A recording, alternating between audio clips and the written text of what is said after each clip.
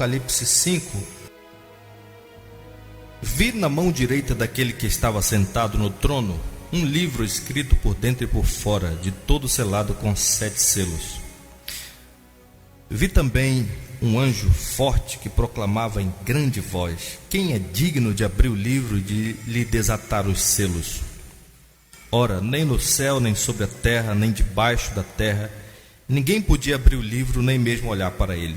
E eu chorava muito, porque ninguém foi achado digno de abrir o livro, nem mesmo de olhar para ele. Todavia um dos anciãos me disse: não chores, eis que o leão da tribo de Judá, a raiz de Davi, venceu para abrir o livro e os seus 7 selos. Então vi no meio do trono e dos 4 seres viventes, e entre os anciãos, de pé, um cordeiro como tendo sido morto. Ele tinha 7 chifres, bem como 7 olhos, que são os 7 Espíritos de Deus enviados por toda a terra.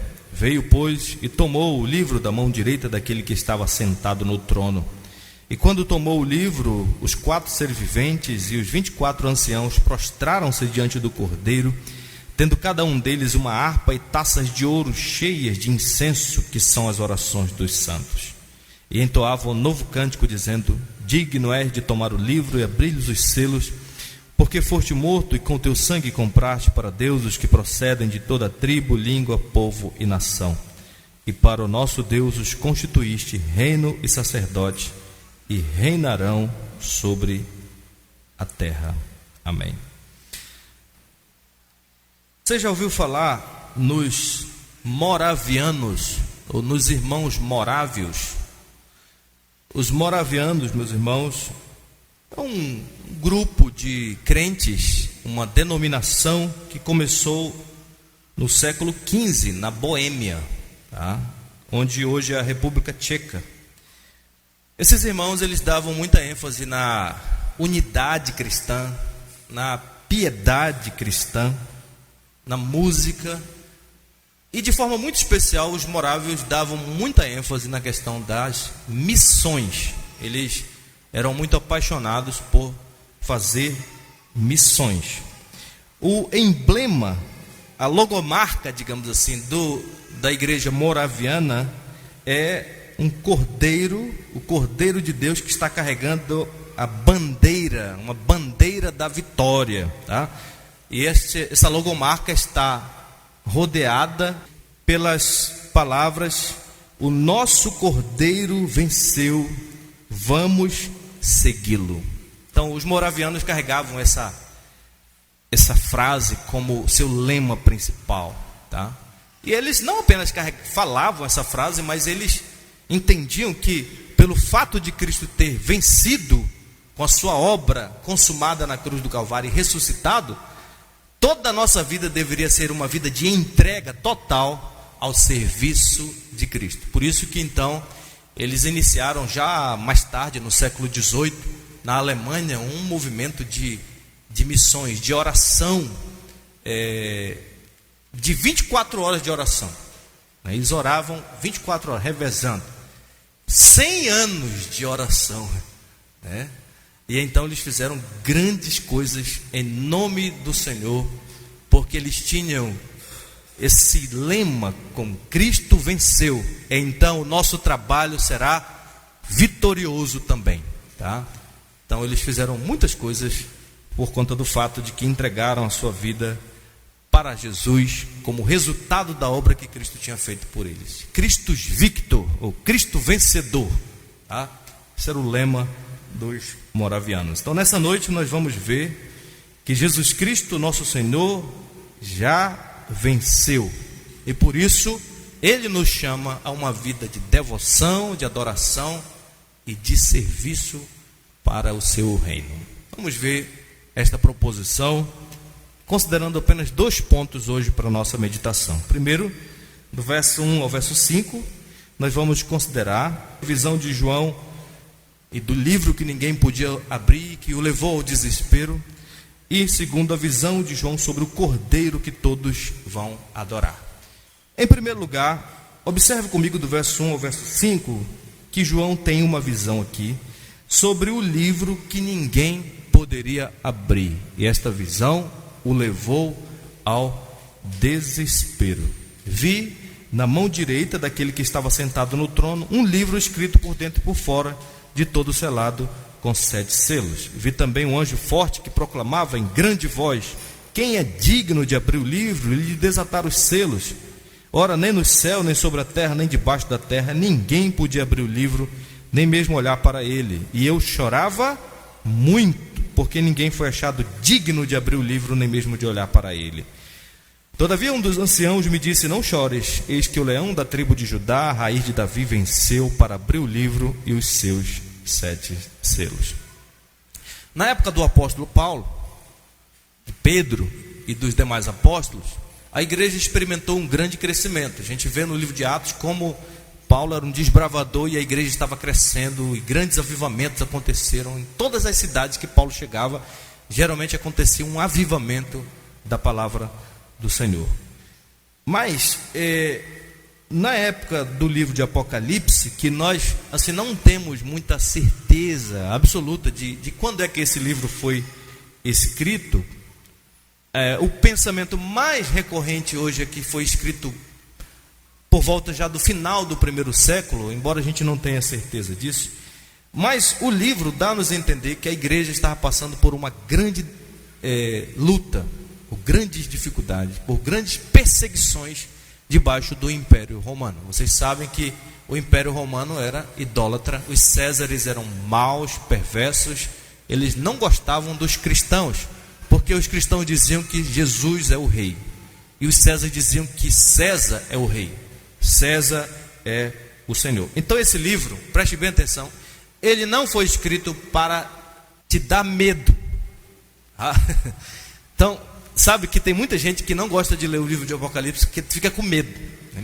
Tem medo de dragões, de leão, tem medo de uma série de visões esquisitas que João vê. Mas na verdade esse livro é um livro que foi escrito para trazer esperança para o povo de Deus. A esperança de que o nosso rei é o único rei e que o trono do universo está ocupado por este rei.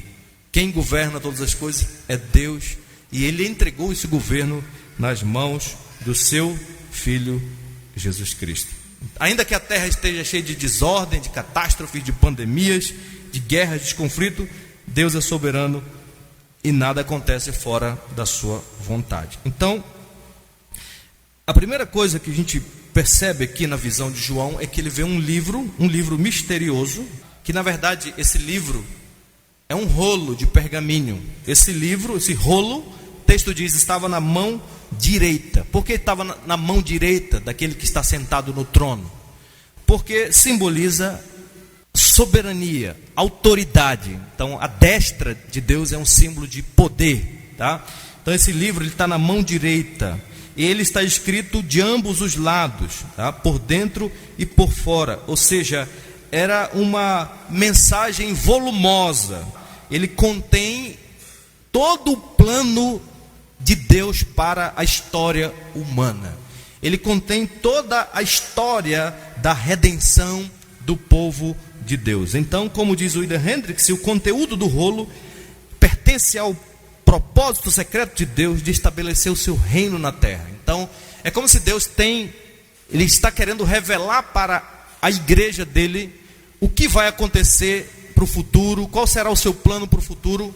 E esses acontecimentos estão escritos nesse livro que está selado, como o texto diz aí, que ele estava selado com 7 selos. Selado é porque o pergaminho foi escrito, ele foi enrolado, amarrado ali com cordas, e depois foi colocado um selo, um carimbo nele, como garantia de que ninguém iria violá-lo, tá? Então ele estava selado. Agora, ele estava selado com 7 selos.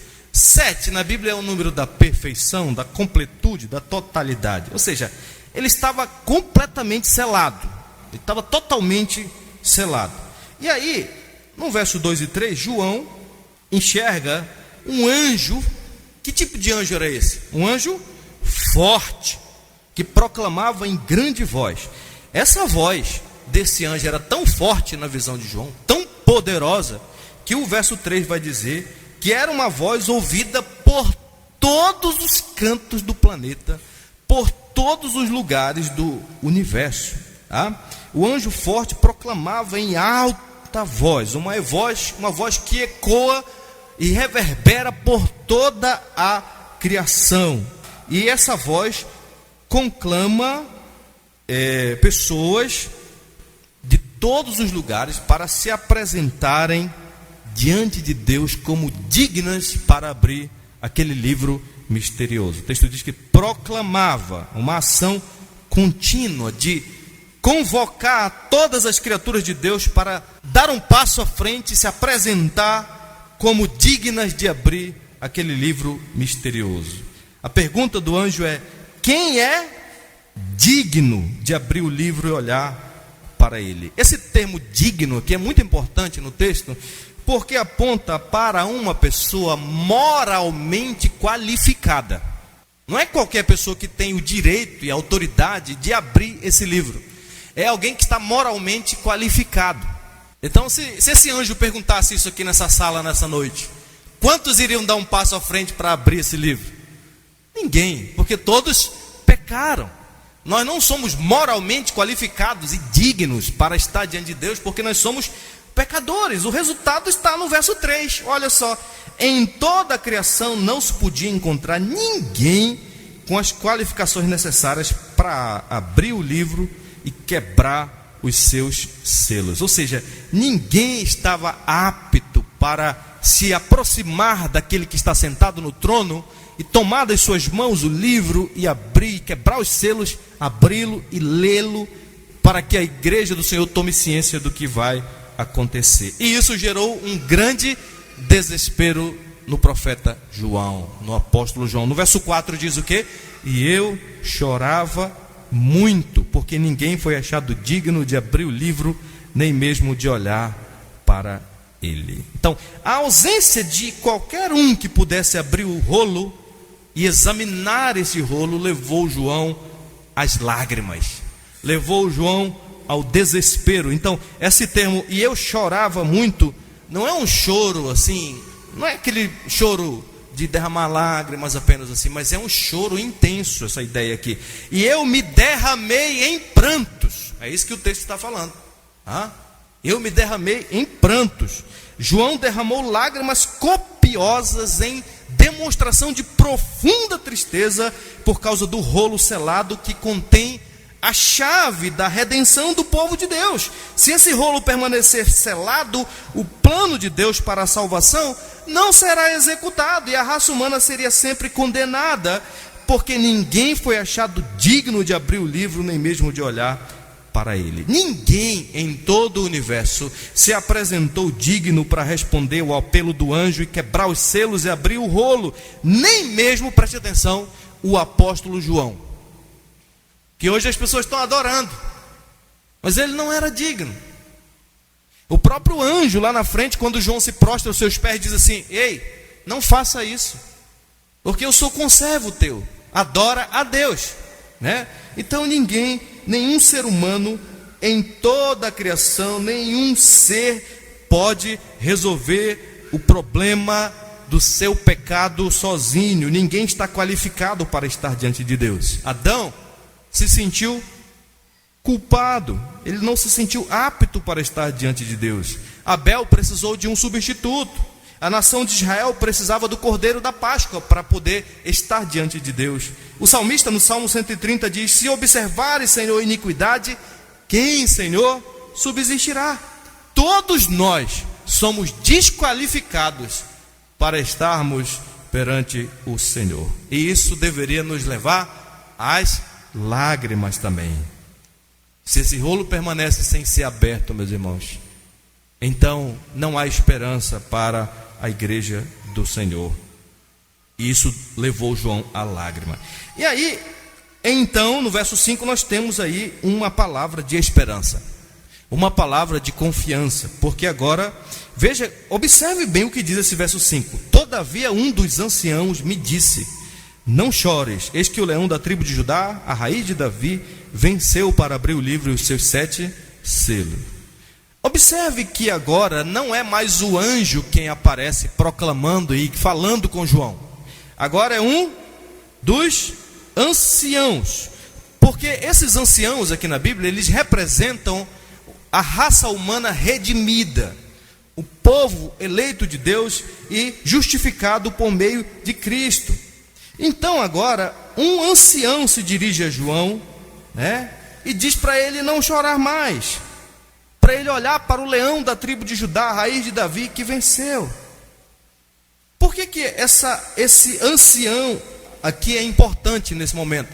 Porque esse ancião experimentou na sua própria vida os efeitos da obra de Cristo, do seu sangue derramado, e agora ele pode dizer: olha, não chore mais, porque já apareceu alguém que derramou seu sangue, que é digno para nos libertar de toda condenação, de todo perigo, de todo mal. Então, quem proclama essa boa nova para João é alguém que já experimentou da obra redentiva, da obra consumada de Cristo. Ele diz: não chores, há uma esperança. O leão da tribo de Judá, a raiz de Davi, venceu.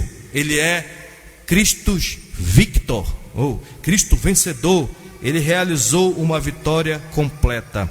Ele apresentou a Deus um sacrifício, mas ele ressuscitou dentre os mortos, e assim ele derrotou os principados, as potestades, o diabo e a própria morte. E após a ter vencido, ele voltou e assentou-se à direita do Pai, à destra de Deus. E como vencedor, ele é digno de abrir o livro, de desatar os seus selos e mostrar para a igreja, para o seu povo, os desígnios de Deus. Veja como João descreve este ser que é digno, este que venceu. Ele o chama de leão da tribo de Judá. Isso aqui é uma lembrança do que Jacó tinha falado lá na sua bênção acerca da tribo de Judá. Judá é leãozinho. Então Judá é leãozinho. Daí vem essa ideia de que da tribo de Judá vem o leão da tribo de Judá. O cetro não se arredará de Judá, até que venha Siló, a ele obedecerão os povos. Então isso aqui é uma promessa lá em Gênesis, de que um dia viria o leão da tribo de Judá. E agora ele apareceu aqui, o rei que governará as nações. Também ele é descrito como a raiz de Davi. Isso nos lembra o que o profeta Isaías falou acerca do Messias: do tronco de Jessé sairá um rebento, e das suas raízes um renovo que governará os povos. Então Jesus, ele é descrito como o leão de Judá e como a raiz de Davi. Isso aponta para a realeza de Cristo. Ele é rei, ele tem autoridade, ele tem um governo em suas mãos, Como diz o Salmo de número 2, vai falar sobre a realeza de Cristo, aquele que reina e governa com vara de ferro as regerás, Ele é um rei forte e vitorioso que governa as nações. E ele conquistou o seu reinado por meio da sua morte na cruz do Calvário. Portanto, ele tem o direito de abrir o livro. Ele é digno porque ele viveu uma vida que agradou ao seu Pai Celestial, Então esse é o primeiro ponto da nossa mensagem, que nos levará agora ao segundo ponto da nossa mensagem, do verso 6 ao verso 10, que é a visão de João sobre o Cordeiro. Agora João vai ver não mais o livro misterioso, mas ele vai enxergar agora o Cordeiro. Vamos ler os versos 6 e 7, todos juntos, vamos lá? Então vi no meio do trono e dos 4 seres viventes, e entre os anciãos, de pé, um cordeiro como tendo sido morto. Ele tinha 7 chifres, bem como 7 olhos, que são os 7 Espíritos de Deus enviados por toda a terra. Veio, pois, e tomou o livro da mão direita daquele que estava assentado no trono. Temos aqui algumas coisas importantes. Primeiro, a descrição do cordeiro, nesse verso 6. Veja a posição que esse cordeiro ocupa. Ele está numa posição central aqui nessa história. Ele é o centro das atenções. Ele está no meio do trono e dos 4 seres viventes, e entre os anciãos. Então ele está ali no meio, tá? Veja também a dignidade desse cordeiro. Ele está de pé. Ninguém foi encontrado digno de se colocar em pé diante de Deus. Mas agora nós encontramos um cordeiro que está de pé. Ou seja, ele tem um sinal de, isso é um sinal de aprovação, tá? Ninguém pode ficar de pé na presença de Deus, pois todos pecaram. Mas o cordeiro vencedor está de pé, por meio do trono, no meio do trono, porque ele é digno, ele é aprovado por Deus. Mas também veja a fragilidade desse ser, desse cordeiro, tá? Ele é um cordeiro como tendo sido morto. O que é um cordeiro como tendo sido morto? É um cordeiro que tinha manchas de sangue em si.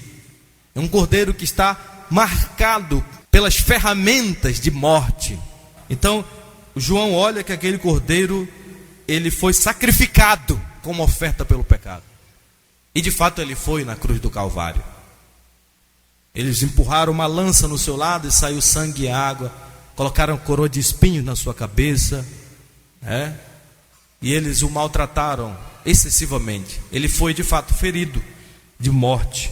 Mas veja a força desse cordeiro. Apesar da frágil aparência do cordeiro, João acrescenta que ele tinha 7 chifres.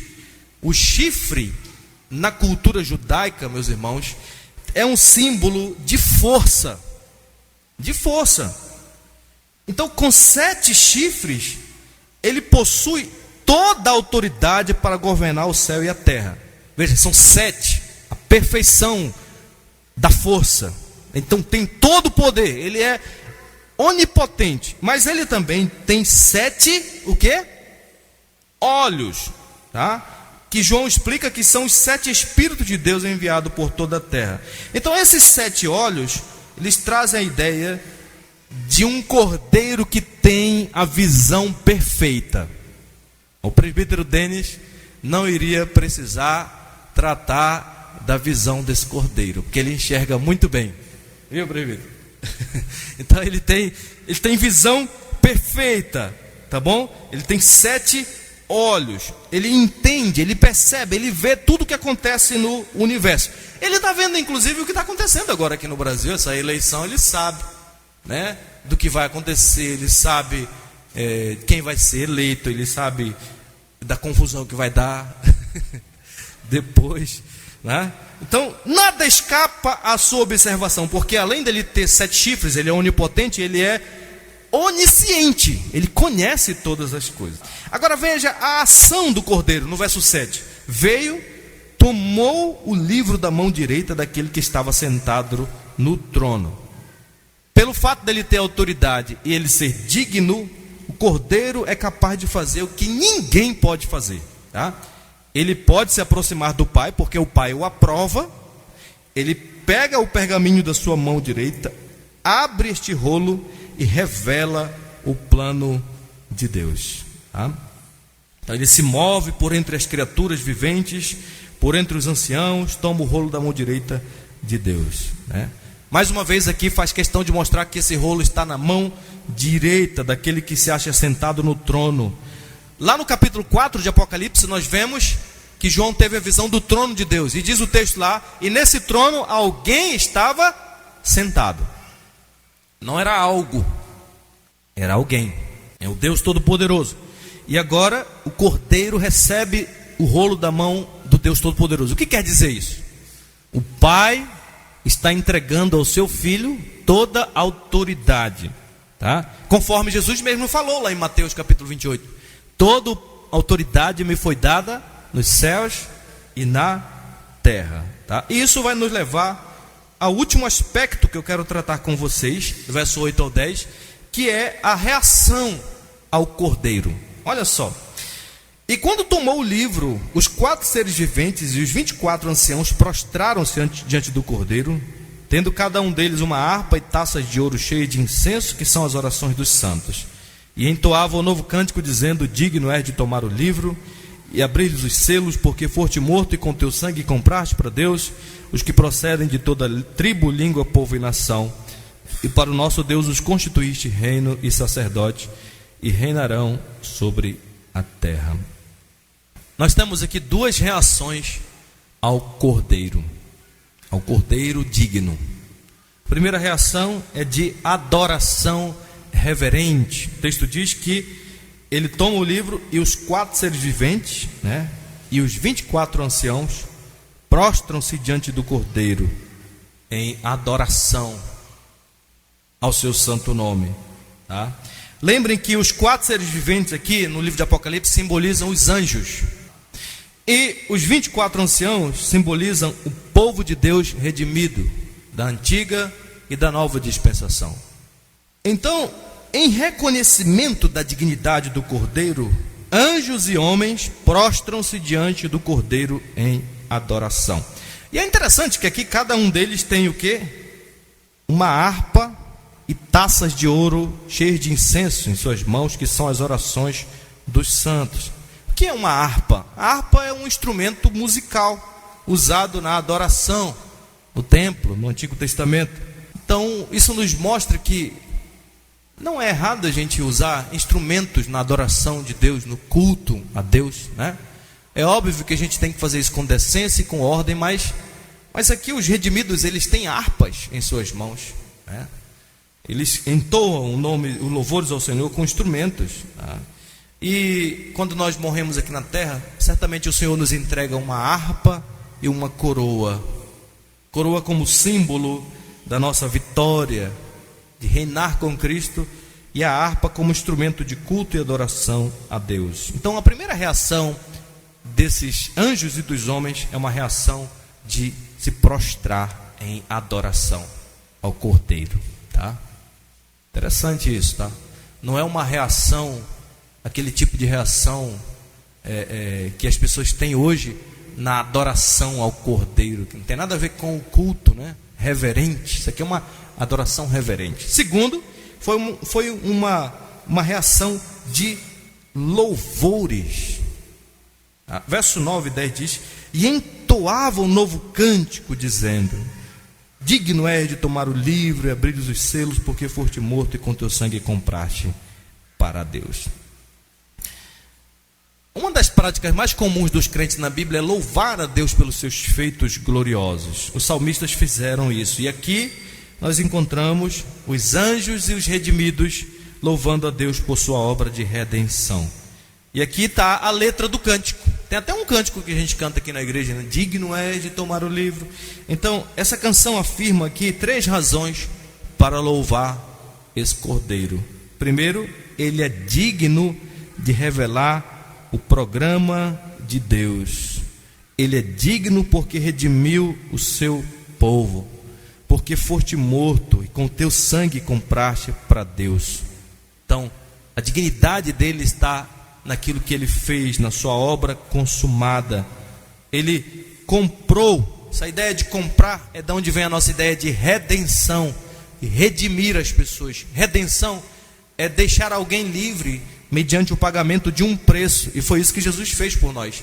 Ele fez um ato de redenção, pagou o preço da nossa salvação com seu próprio sangue. Segundo, o Cordeiro é digno de louvor por causa do alcance mundial da sua obra consumada, da sua obra de redenção. Lá no Antigo Testamento, quando o povo de Israel foi redimido do cativeiro egípcio, basicamente foram os judeus que foram salvos, foram libertados da escravidão, que foram favorecidos com a obra de redenção mediante a morte do Cordeiro da Páscoa. Mas aqui João vê que não só os judeus, mas pessoas de todos os povos, tribos, línguas e nações foram alcançados pela obra redentiva de Cristo. E terceiro, o Cordeiro é digno por causa do impacto que a sua obra redentiva tem na vida do seu povo. Veja o verso 10: e para o nosso Deus os constituíste reino e sacerdote, e reinarão sobre a terra. Lembrem que o propósito para o qual Deus criou a humanidade foi para reinar. Deus os fez à sua imagem e deu a eles o quê? domínio sobre as obras das suas mãos. Então eles seriam uma espécie de vice-regentes da criação. Não? Deus é o rei, o grande rei, mas ele fez daquele homem, daquela mulher, aqueles que governariam em seu nome todas as obras das suas mãos. O Salmo 8 fala sobre isso que a gente canta aqui. Mas por causa do pecado, o homem se tornou escravo. E escravos não reinam, não governam, eles são governados. Mas agora nós encontramos aqui, no final das contas, Cristo redimindo a humanidade de tal forma que ele devolve à humanidade a dignidade de serem reis e sacerdotes. Reis e sacerdotes, essa linguagem vem lá de Êxodo 19, onde Deus disse que ele faria do seu povo um reino de sacerdotes. O que é um rei? Um rei é aquele que reina, que governa. E um sacerdote é aquele que serve no templo. É aquele que faz todo o rito do Senhor, os cultos.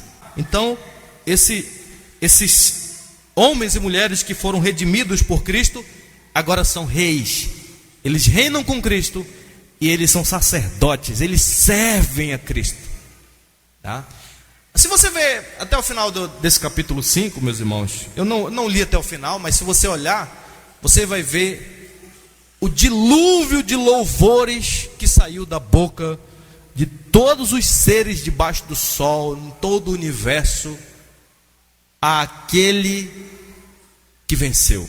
Vamos só ler para a gente terminar e fazer as aplicações. Verso 11: Vi e ouvi uma voz de muitos anjos ao redor do trono, dos seres viventes e dos anciãos, cujo número era de milhões e milhares de milhares, proclamando em grande voz: digno é o Cordeiro que foi morto de receber o poder, a riqueza, a sabedoria e força, a honra e glória e louvor. Então ouvi que toda criatura que há no céu e sobre a terra, debaixo da terra e sobre o mar, e tudo que neles há, estava dizendo o quê? Aquele que está sentado no trono e ao Cordeiro seja o louvor, a honra e a glória e o domínio pelos séculos dos séculos. E os 4 seres viventes respondiam: amém. Também os anciãos prostraram-se e adoraram. Você percebe o que é um culto? Isso aqui é um culto de verdade. Um culto tem cânticos com letras bíblicas, com letras teocêntricas, cristocêntricas. Veja a letra desses cânticos, meus irmãos. Esses cânticos não estão dizendo assim: eu sou importante para Deus, eu sou uma pessoa não sei o que e tal. Não, eles estão direcionando àquele que está sentado no trono, né? Digno é o Cordeiro, seja a honra, o domínio e a glória pelos séculos dos séculos. Isso é um cântico de verdade. Por isso que aqui na igreja a gente tem procurado ser zelosos com relação à letra dos nossos cânticos, para que a gente possa se dirigir a Ele, ao Cordeiro, e não a nós.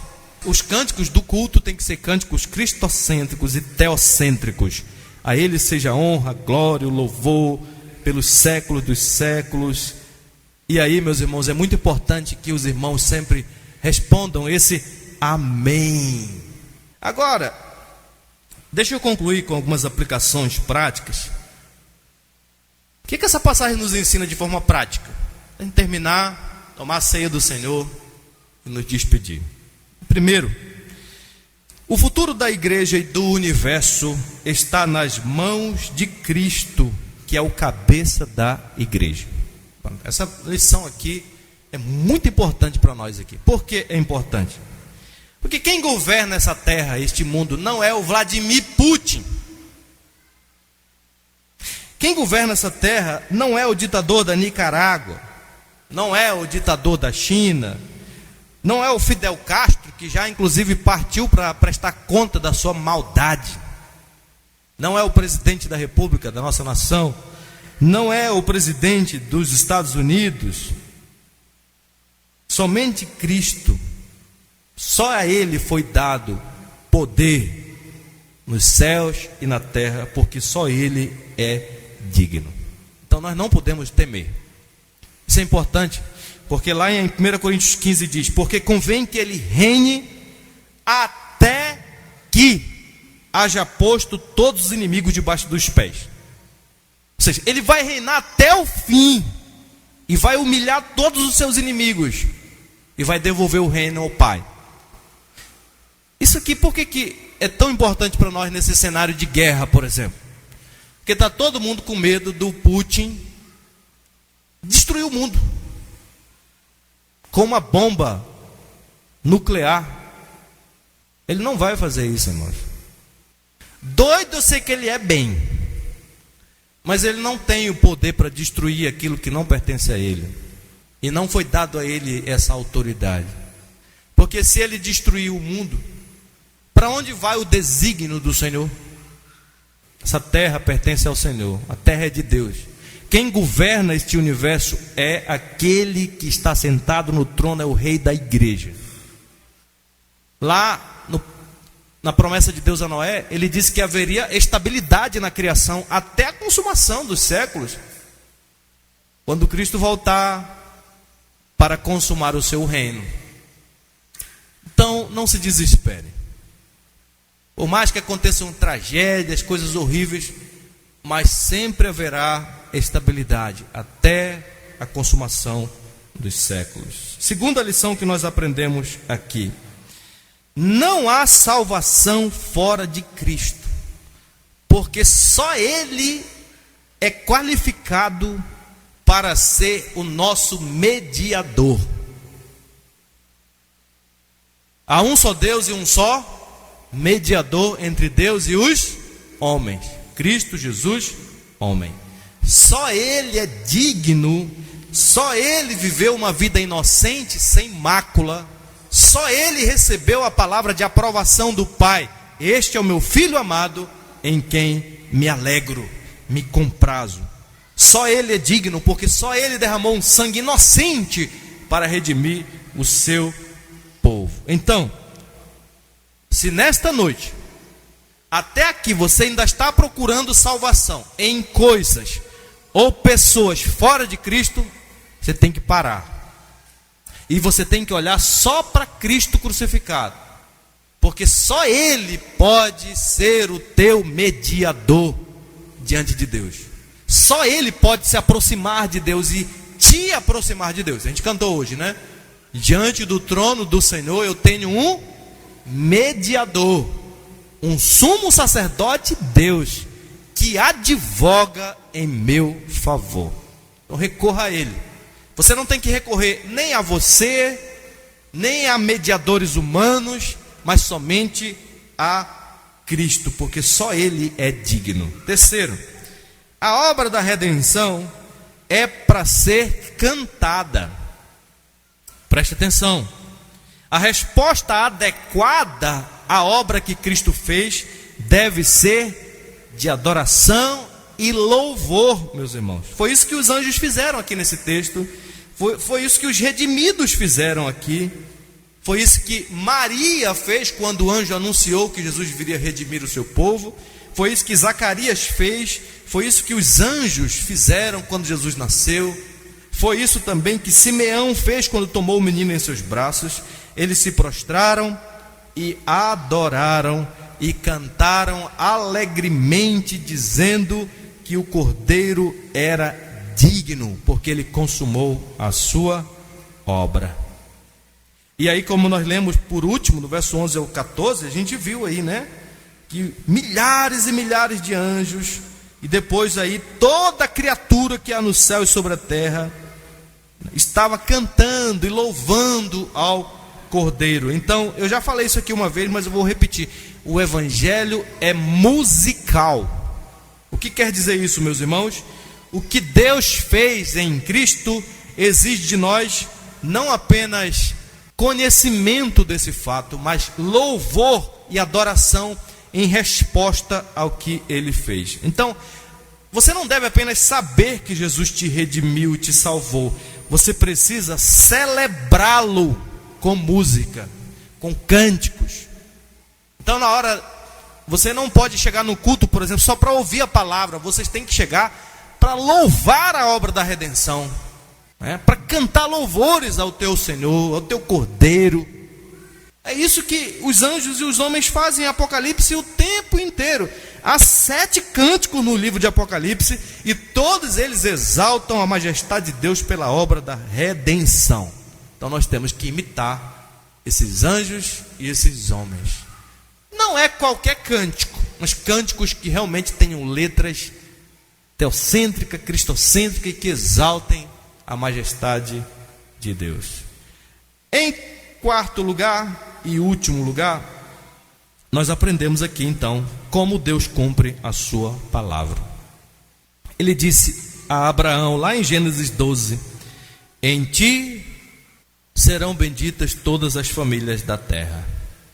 Em ti e na tua descendência, depois ele fala no capítulo 17, serão benditas todas as famílias da terra. Serão abençoados todos os povos. E agora nós vemos o que nesse texto aqui? A concretização da promessa de Deus a Abraão. Pessoas de todos os povos, tribos, línguas e nações, louvando ao Cordeiro que foi morto e que ressuscitou, em cumprimento da promessa de Deus a Abraão. Deus cumpre a sua palavra. E ele prometeu, meus irmãos, que o evangelho do reino será pregado a todas as nações para testemunho, então virá o fim. Independentemente dos desafios que possamos enfrentar como igreja, independentemente de quem será o presidente da nossa república, nós podemos ter confiança de que o programa mundial de Deus terá sucesso. Ninguém vai frustrar os desígnios do Senhor, mesmo que isso seja debaixo de muito sofrimento, de muita perseguição, mas o reino de Cristo vence. E nós sabemos disso, meus irmãos, por causa dessa passagem, como cumprimento do pacto abraâmico. Deus prometeu há milhares de anos, mas agora João tem uma visão dos redimidos, agora louvando ao Cordeiro de todos os povos, tribos, línguas e nações. Isso significa que o evangelho prevalecerá e as portas do inferno não prevalecerão contra a igreja do Senhor. Sabe o que significa na prática?